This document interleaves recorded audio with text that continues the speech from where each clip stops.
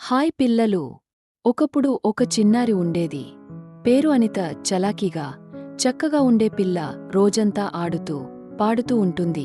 చూడండి ఎలా పరుగులు పెడుతుందో. ఒకరోజు అనిత ఇంట్లో ఆడుతుండగా ఊహు ఒక్కసారిగా ఓ గాజు వస్తువుని తాకింది. టింగ్! అది నేలపై పడిపోయింది. అమ్మా, నాన్న గదిలోకి వచ్చారు. పగిలిన గాజు చూసి షాక్ అయ్యారు. ఎవరు వేశారో అర్థం కాలేదు. తల్లి అడుగుతారు, ఇది ఎవరు చేశారు?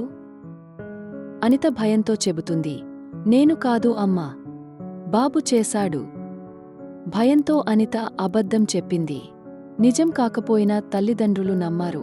అన్నయ్య మౌనంగా ఉండిపోయాడు. తల్లిదండ్రులు నమ్మడం వల్ల అతనికి బాధ కలిగింది. అనిత ఓ మూలన కూర్చొని బాధపడుతోంది. నేనే చేశాను, కాని అబద్ధం ఎందుకు చెప్పాను అని తనను తాను ప్రశ్నించుకుంది. అనితకి తన తప్పు తెలిసింది.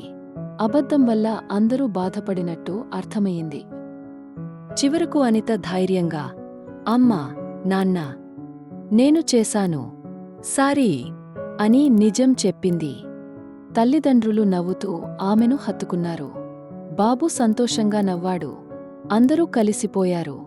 నిజం చెప్పిన అనితకి గర్వంగా అనిపించింది.